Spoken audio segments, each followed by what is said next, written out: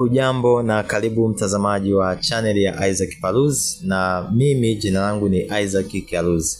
Irani imetangaza Jumapili hii kuwa imerusha kombora lake kubwa kabisa la balistiki liitwalo Khorramshahr 4 lenye kichwa cha vita chenye uzito wa kilo 1500 katika shambulio lake dhidi ya Israeli.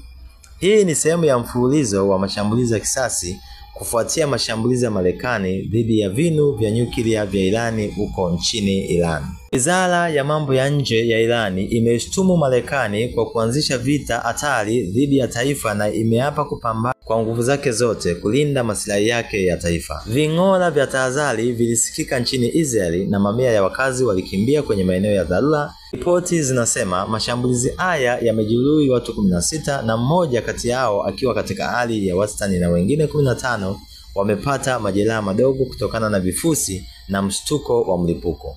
Hivyo Irani imekasirika.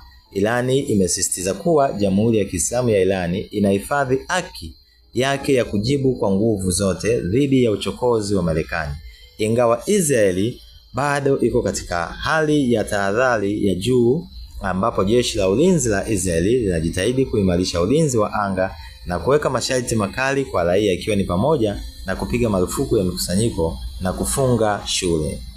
Kwa hiyo hali inazidi kuwa mbaya zaidi kati ya Iran na Israeli, na Marekani ameingilia kati. Kwa hiyo unaweza kuona jinsi gani mgogoro huu umeendelea kuwa ni mkubwa zaidi.